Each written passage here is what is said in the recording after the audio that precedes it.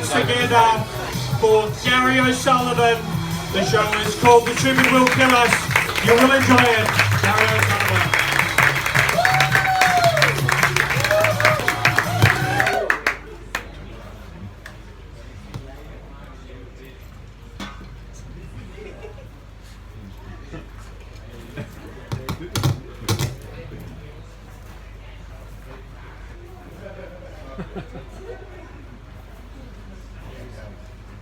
Started doing Tai Chi.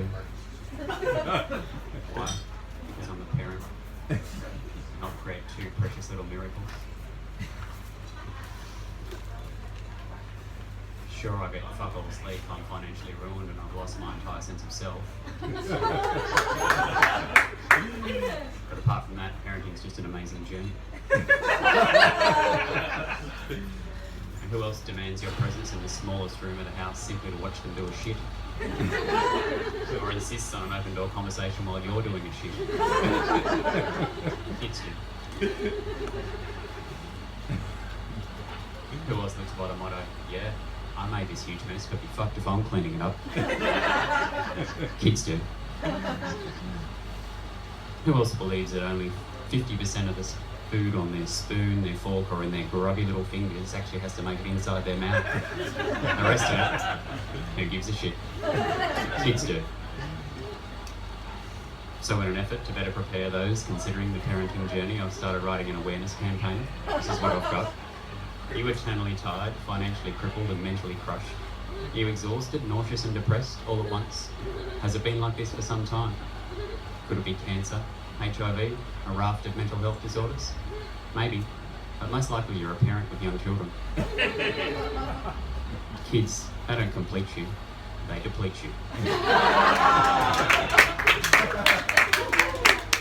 So I've started doing Tai Chi to help me on my parenting journey. Tai Chi, the ancient art connecting mind, body and spirit through movement to achieve inner peace. And I've noticed young people are doing Tai Chi now too, which is really great, it's fantastic.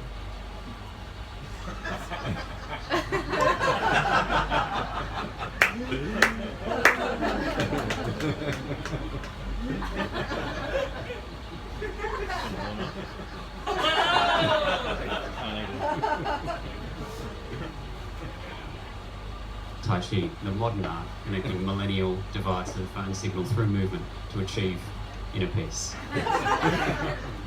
Thank you for coming to my show, The Stupid Will Kill Us, a collection of stories that hopefully will prove that very fact. I'm going to start off with a story about myself. I was in an airport waiting lounge recently and I overheard a conversation between a young girl and her mum. They were discussing the woman sitting next to me and the little girl says, "Mum, what's that woman wearing?" Because that's how little kids have discreet conversations. They whisper really loudly. And to compensate for that whispering, they point. It's the whole discretion package. "Mum, what's that woman wearing?" And as the mother slowly lowered her daughter's arm, she says, "It's called a burqa." "Why is it black?"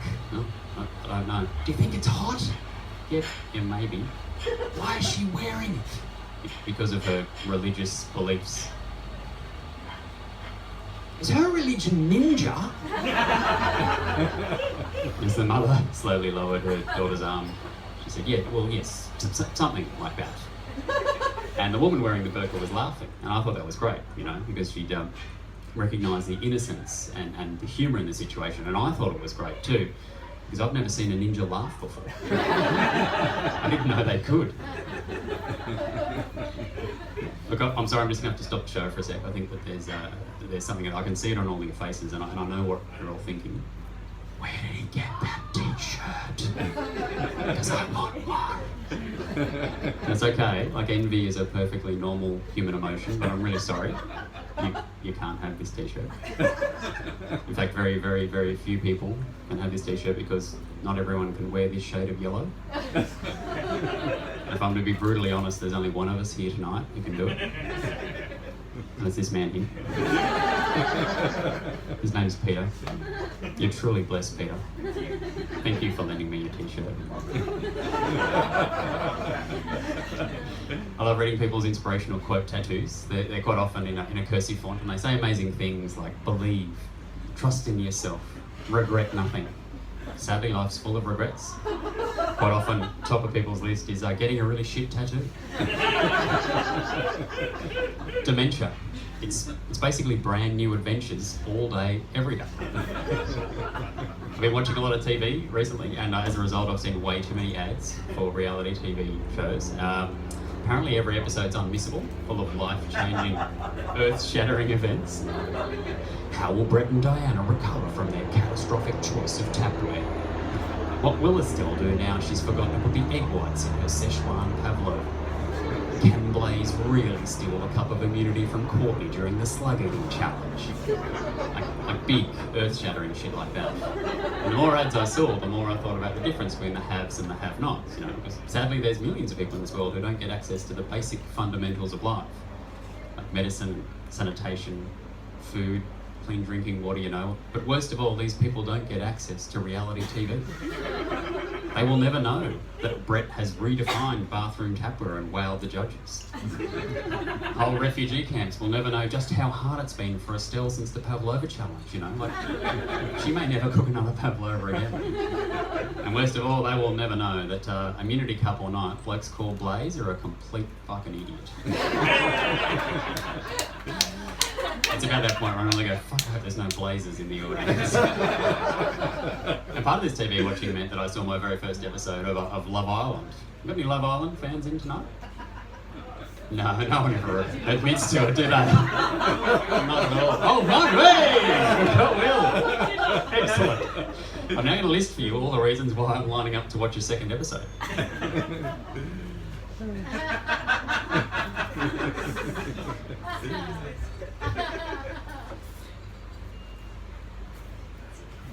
Yep, that about does it. That's all of them.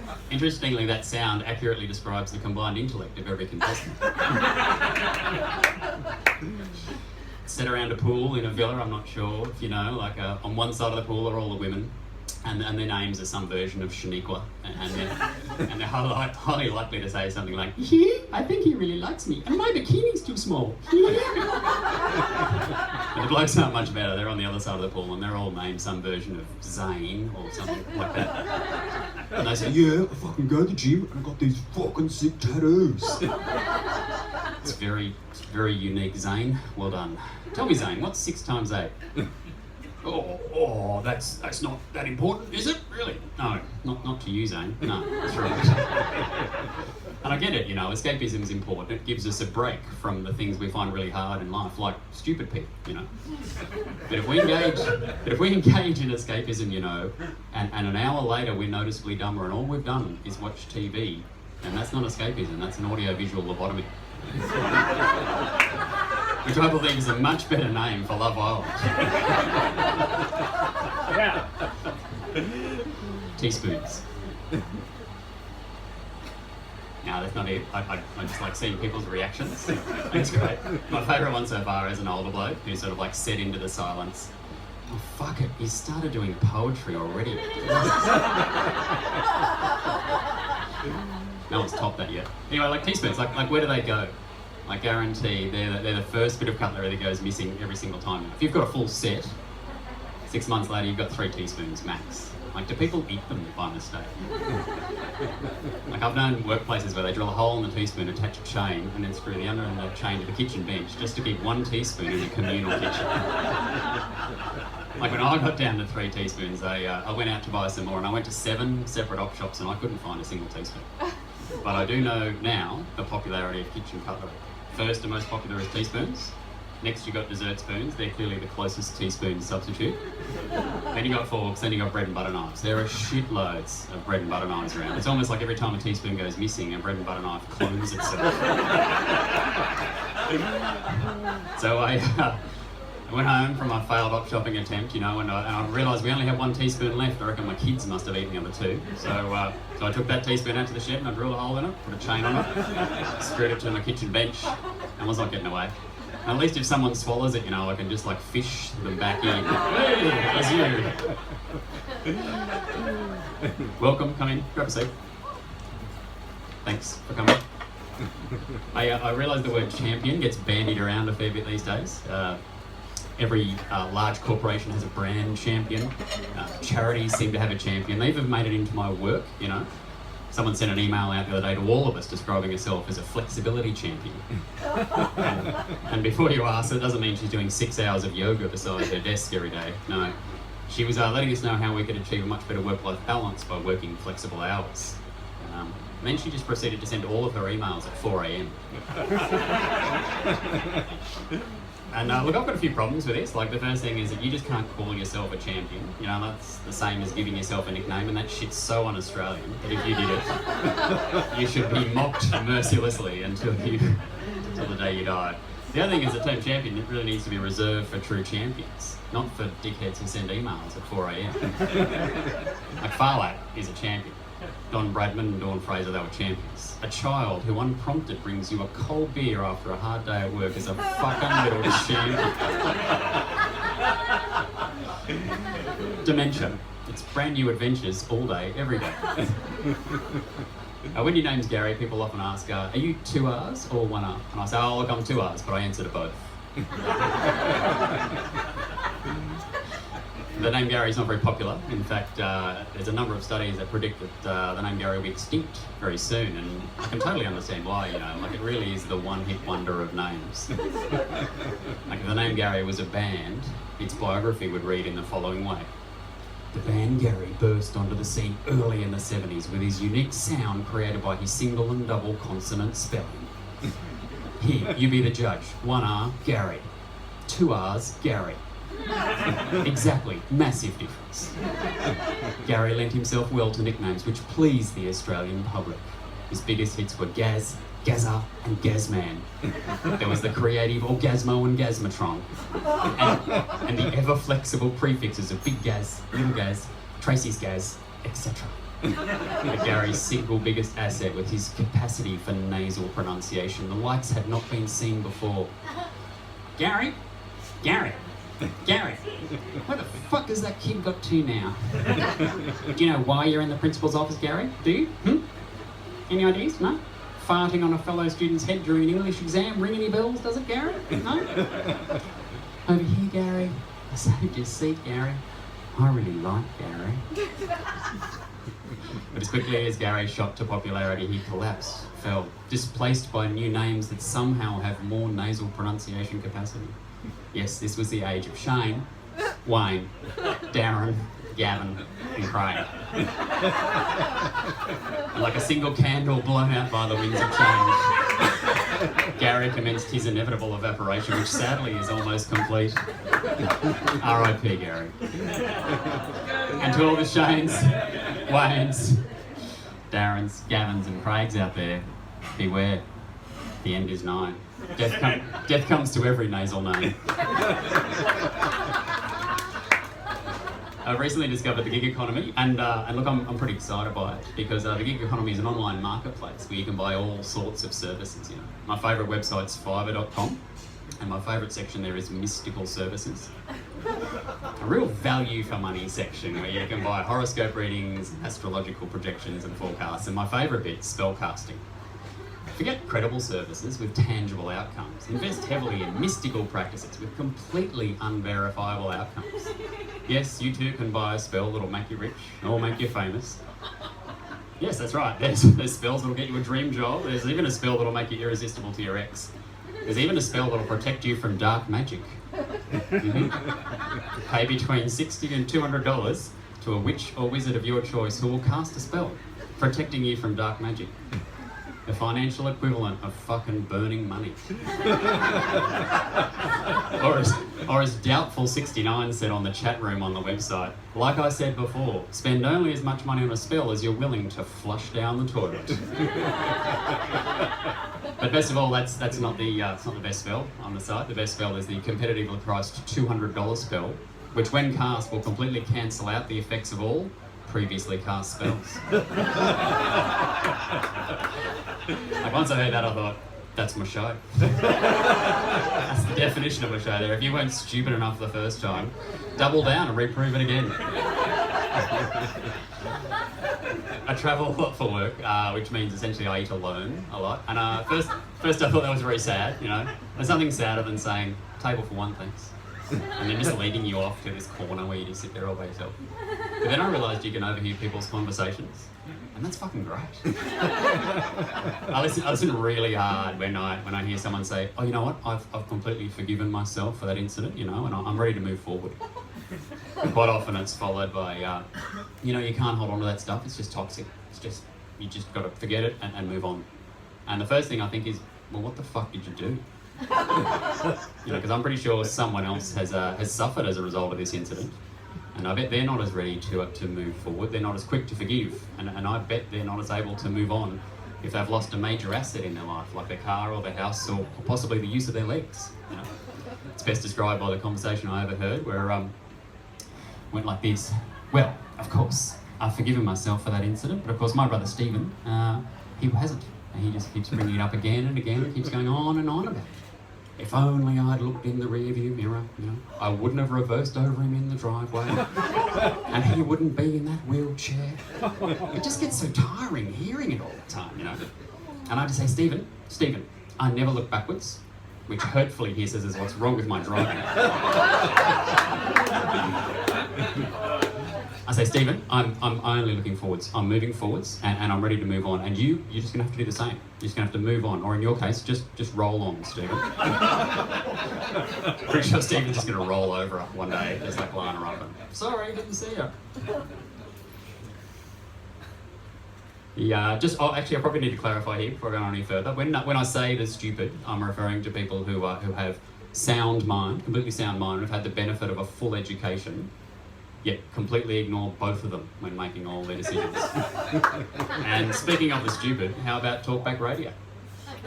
Like, why do we allow the opinions of the totally unhinged to be broadcast upon us? Gone are the days of intelligent conversation by learned people on current topics. Gone is a capacity to listen, reflect and respond in a respectful manner. Modern day talkback overlords feed on fear and ratings and wallow in endorsements. They throw open the fetid Pandora's box it is the general public to regurgitate well-worn lines on topics they know little about. Only then they could comprehend anything greater than fear and prejudice. There are no learned people idly lying about on a weekday morning who could contribute something good to talkback radio. Who does contribute to talkback radio?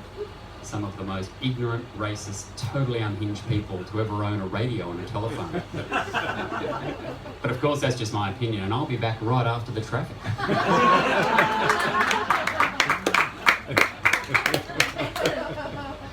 That's my rant done, so you can sort of rest easy a bit there now. I'm going to move on to relationships. I was talking to a good friend recently about how relationships sort of start off with a bang. They're very exciting, sort of get a bit dull and a bit boring and become stale, and sometimes they become quite adversarial. And we were trying to work out what causes this. And once we'd completely explored all the impacts of long-term marriage, we got on to what women want from sex. And I was a bit confused, but anyway. So look, it's really hard to know what women want from sex, Like, every woman's different, and their needs vary. I'd be a fool to try and interpret what a woman wants in most parts of her life, let alone what she wants from sex. And I stopped because my good friend Sarah was staring at me with this half confused, half pissed off look on her face saying, "What women want from sex, you idiot, is to orgasm. That's it." I said, "Yeah, of course, like I'm not an idiot."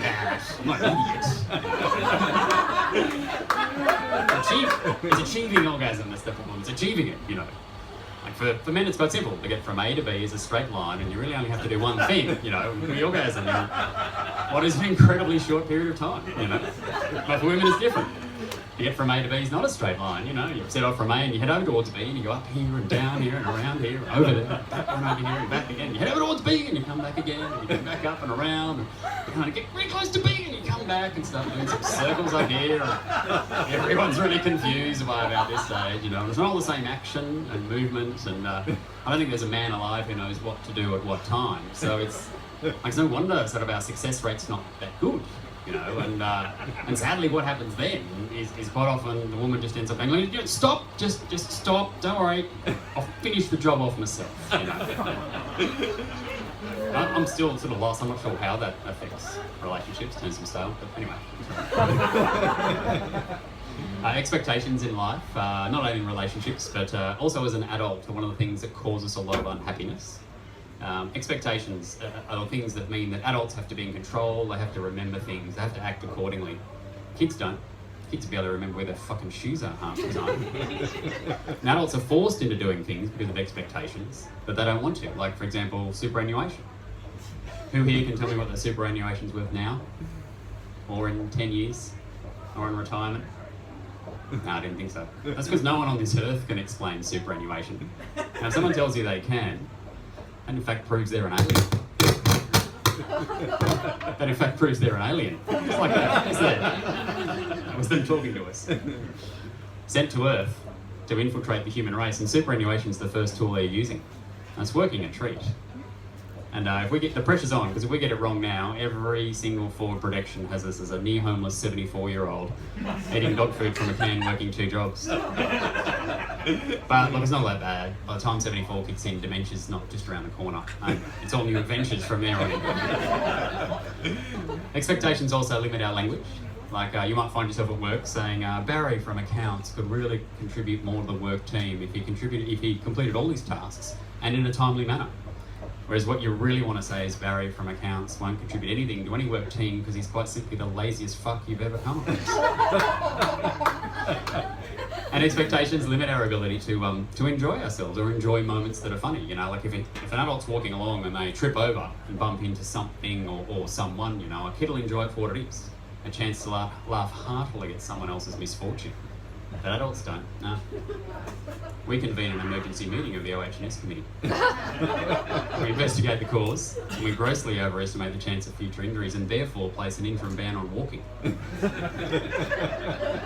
after a nauseating number of meetings, you know, it'll be the findings of the OH&S committee and the contributing subcommittees that the surfaces in question were consistently flat and therefore deceptively flat, and shall remain cordoned off until a 3-degree incline or decline can be applied to all these surfaces. This will in fact remind us that we're walking when in fact we are actually walking, and of our responsibilities to everyone when doing so. We simply can't have another repeat of this tragedy. Oh yes, I love OH&S. Dementia, brand new adventures, all day, every day. The NT's broke, and stupid decisions are made in government too. One of the reasons we're broke is because of Boundless Possible, the $23 million campaign to improve exposure of the territory. Has it worked? No, not at all. Not a chance. It has made us a lot more aware of grammar though. Here we were, happy little Territorians, banging along saying gammon and bruss and deadly and budju and fishos and don't come up here with your southern ways, and bang, along came Boundless Possible. And we were like, hang on, what? There's something wrong with that. Is that grammatically incorrect?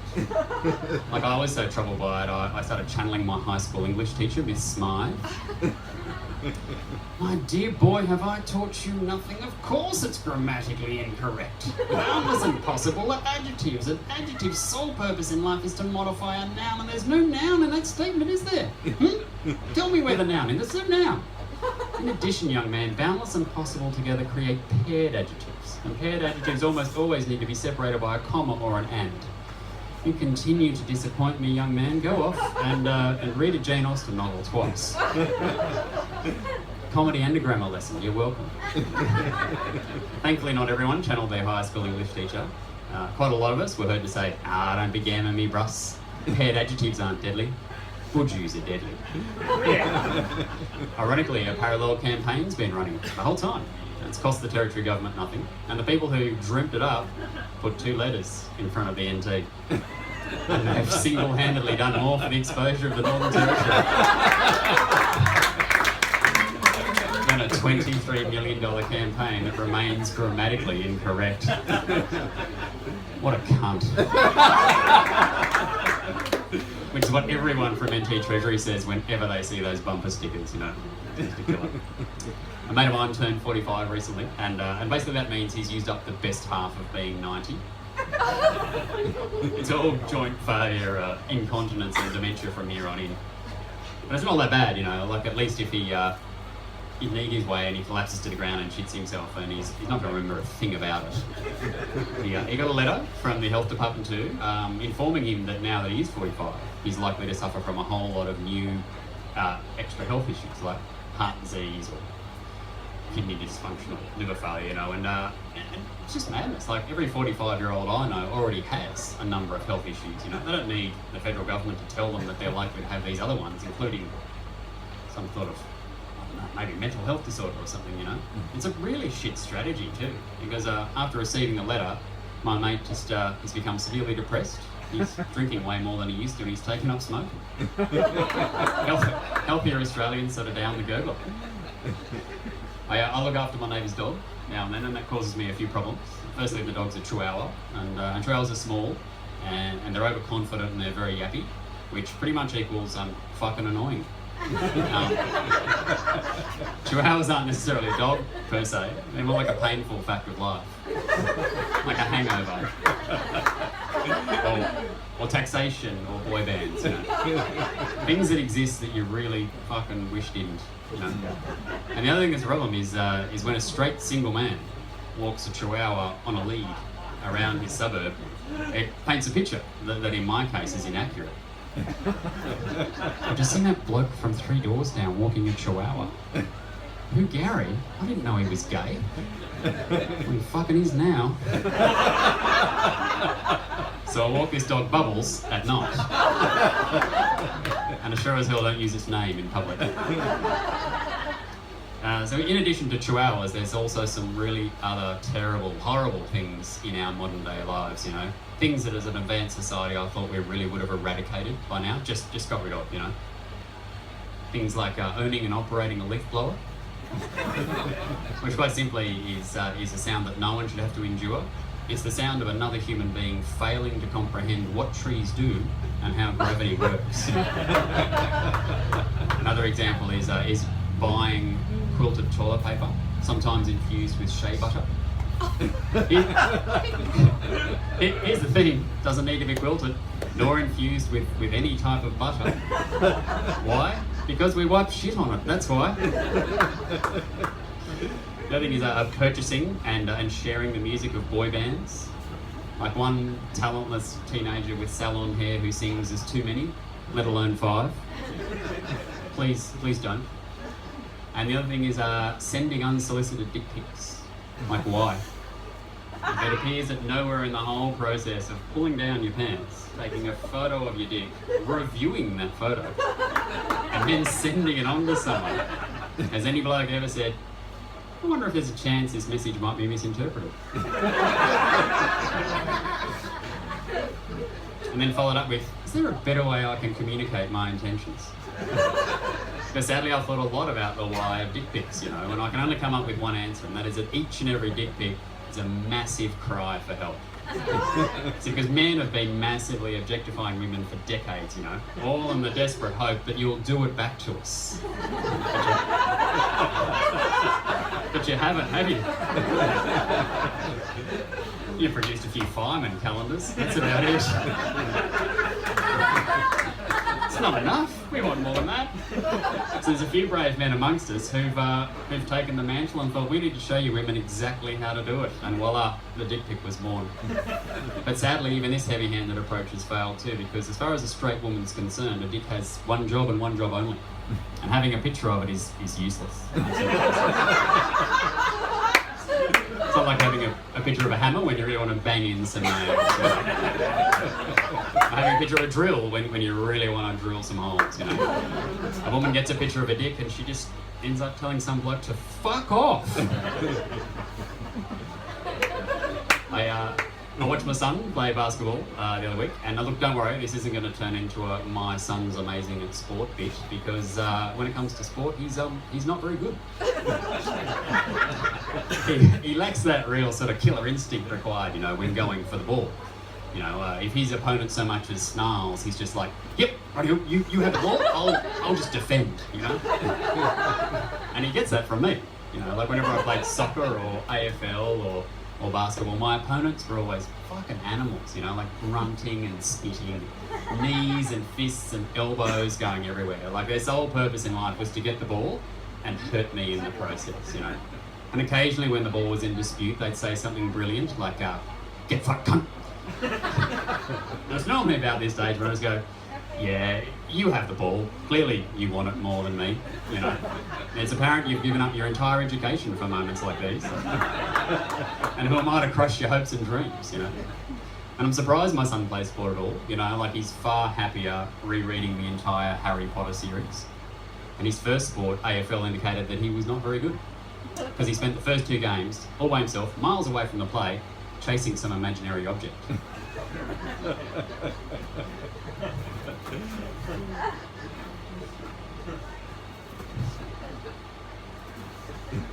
And it was about half time in the 3rd game when I grabbed him and said, "How you enjoying footy, mate?" "Oh, Dad, I love it. It's great." Good. Just to confirm, for your team to win, you have to kick the most goals. And you could help them do that, maybe by kicking a goal or possibly even going for the ball. That's not the only way to win a game of footy, Dad. Really? This will be fucking good. How else do you win a game of footy, mate? Well, I've been playing Quidditch. And when I catch the snitch, we win. And I was floored. I was absolutely floored. I just said, oh, fuck, this is insane. I lost it for about 5 minutes, you know, I couldn't gather my thoughts. When I did, the first thing I thought is, they have really changed the rules of kids' footy these days, haven't they? Yes, kids' footy. I've been single for a while, and look, yeah, I've got no. Being single's been interesting. When I first became single, a number of friends came up to me and said, "Oh, you're just going to clean up, mate. You're gonna clean up." And I thought, "Oh, thanks. That's great. That's a wonderful vote of confidence. I'm not sure I share it." And I can confirm that after quite a few years of being single, I have not cleaned up at all. In fact, I have cleaned up so little I can describe being single with 5 nouns and 1 analogy. The first is preparation. This is where you specifically go out to buy a packet of condoms because you want to be prepared for being single. The next is indecision. You're standing in a store saying, do I buy the pack of 10 or do I buy the pack of 20? Optimism sees you arrive home with a packet of 20 condoms. And a little while later, skepticism kicks in and you wonder when you get to use just one of these 20 condoms.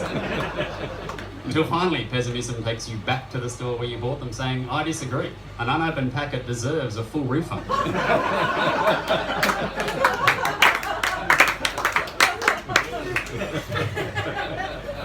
No, it'd be funny if it wasn't true. And I think the reason I am single is because I've stopped drinking. I stopped drinking about 9 years ago because I developed an allergy to alcohol.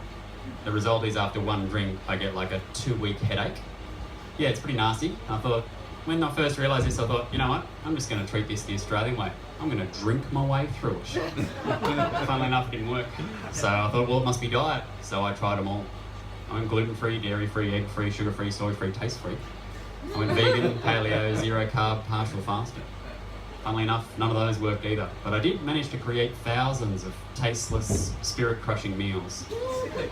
Each one a new invitation to just commit suicide. Until finally I stopped drinking. And I didn't realise how much of a problem this would be for other people. You see, because in Australia, unless you are a child, pregnant or dead, you fucking drink. And if you don't, we've got something to say about it. Here are some of the common responses I get when I tell people that I don't drink. First one is denial. Nah, mate, nah. Yeah, I bought you this beer. Get this one stuck into you. There's another one coming. Get that stuck into you. And once you got those two into you, you'll be fine. And this whole shit in your head, it's made up. It's bullshit. I mean, this is the same logic as walking up to someone in a wheelchair and saying, apparently you need this thing to get around. Well, I reckon that's bullshit. I want you to stand up for me, mate. Stand up, come on. Left foot forward, then right, left, right, follow that pattern, and you'll be fucking walking.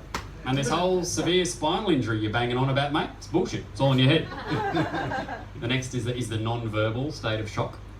It's all facial expressions and loud exhales. It's all...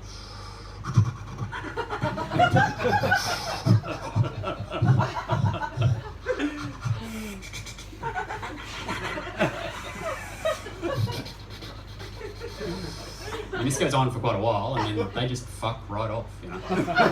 They're just convinced that what I've got's contagious. And then the final is the nervous laugh, followed by the cascading apology. And it's a serious apology. It's like I've lost a limb or a loved one.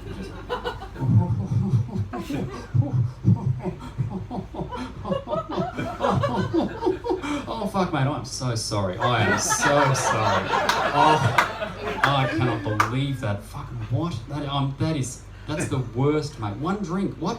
Oh, I'm so sorry, mate. Oh, mate, I can't think of anything worse. That's the worst thing ever. So in an effort to not cause any more pain and suffering to a whole lot of people, I've completely changed what I say, and it's been massively successful. So now whenever people ask me why I don't drink, I pause, and I smile, and sometimes I bite my bottom lip, and I sort of rock gently from side to side, and the whole time I'm rubbing my tongue. And I say, because I'm pregnant. Works every time. And in addition to not drinking, to being single, and also to walking in Chihuahua, I've started the dinner party stage of my life. And look, quite frankly, that's depressing, because dinner parties are the lure of a free meal with the very real chance you'll be sitting next to an obscure person with obscure interests who loves to talk about it. I listen to podcasts, and as a result, I've said no to gluten, and I just feel so, I feel so, just so. Instinctively, I started offering suggestions because he was struggling. Hungry? Faint? Confused? I just feel so justified. It sort of makes sense because you seem like a fucking big wanker. But look, here's a tip from the top. If you enter the dinner party stage of your life and you're not sharp, then look out, because you will end up hosting way more dinner parties than you actually get invited to. And that's a problem, because quite a few people who attend dinner parties have elected to have dietary requirements. Not out of any actual need, like when they eat dairy their ass explodes. No. These people have elected to have dietary requirements because they believe it's going to make them feel so much better, which is about as likely as me wanting to hear them talk about it for more than 10 seconds. And look, I get it, electing to have dietary requirements. It's new, it's different. It's you sort of making a statement about yourself. But when you're hosting a dinner party, it's actually really fucking annoying. Just like an overindulged, attention-seeking child is really fucking annoying, But thankfully, they don't get invited to dinner parties. But overindulged, attention-seeking adults, they're fucking right through. Anyway, I was still hosting this dinner party, so I did my research and I found heaps and heaps of recipes. Did you know you can make bread out of a mix of corn flour and rice flour? You can make a mud cake out of avocado and flaxseed. You can even make spaghetti out of vegetables that you grate with this special grater. Like, sure, it's shitloads more work, and it doesn't quite taste the same, but it does tick the dietary requirement boxes. I mean, you can do all that, or you can do what I did, and that is I went out and I got myself a whole lot of new friends.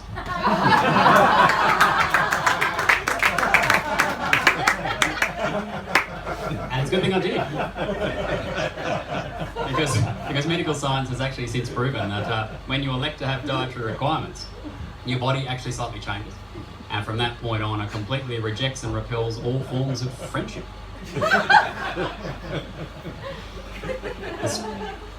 The stupid will kill us. There's nothing surer.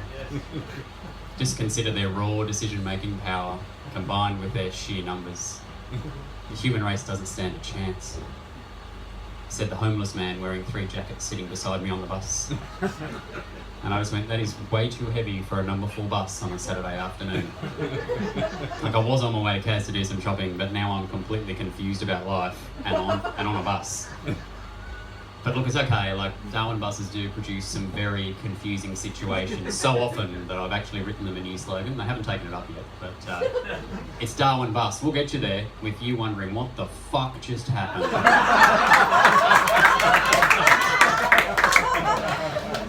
And strangely, I couldn't stop thinking about what the homeless man had said, because the stupid will kill us, because ignorance is bliss. I mean, I've never been more happy than when I'm ignorant of terrible things happening around me. And the alternative to ignorance is to think, and you rarely meet a happy thinker. It goes a long way to explaining why a homeless man in Darwin would wear 3 jackets, But you'll never hear a thinker say something like, I am completely comfortable with every elected member of our government. You'll never hear a thinker say something like, our response to climate change is perfect, you know, we're in for a bright future. And you'll never hear a thinker say, how good, I mean, how fucking good is reality TV? You've gotta love maths, you've gotta love it, you gotta love it. Just to get a good handle on just how many stupid people there are out there, would you all do a little exercise for me? Would you all to personally think of someone you know who is of average intelligence? Just middle of the road, average intelligence. Just picture that person for me. Just gonna give you a moment. You got it? Just one? Yeah, well, if you've got more, that's great. That's good. It'll help me out. Now, I want you all to understand that 50% of our population is dumber than that person you're thinking of. Sure puts some things in perspective, doesn't it? Like for me, I now know why Married at First Sight is on TV and in its 9th fucking series. I understand why calls to Triple O's skyrocket every time Facebook goes down. Yes, it is a fucking emergency. I understand why people walk into a Coles and Woolworths and straight up to the deli counter and say, yeah, can I buy some meat? Understand why, sorry, you need a time with that one? Yeah, there's shitloads of it here. Which one do you want? Understand why between 2011 and 2017, 243 people died taking selfies? Yeah, I know, it's a fact, it's a bit sobering, isn't it? Understand why there's professional people out there who call themselves thought leaders and mental nutritionists? It's true, it's a fact, they're out there. That man there told me about it. He's doing a course where some of them are teaching. He's nodding. Yeah, it's all I know, he's nodding. Understand why 77 million Americans voted for Trump the second time round. And I also understand why a good friend of mine had to fend off her entire extended family who were trying to convince her that worser was a word. And it was her cousin who made the following solid argument. He said, yeah, like, you know, if your car gets a flat tyre, that's worse. You know, but like when it starts raining, that's worser. And it wasn't his solid argument that was the problem there. It was the fact that, like, members of the extended family, if they were nearby, said, yeah, exactly what he said. Spot on. They're solved. I mean, just imagine that. What could be worse? Maybe dementia. It's brand new adventures all day, every day. My name's Gary O'Sullivan. Thanks very much. Thank you for supporting the Fringe. Put your hands together for Gary O'Sullivan. Thanks so much for coming to Lucky Bad Fringe of the Fringe. We've got shows every night till Friday, so jump online, grab a couple of tickets. Thanking you, that's the end of tonight.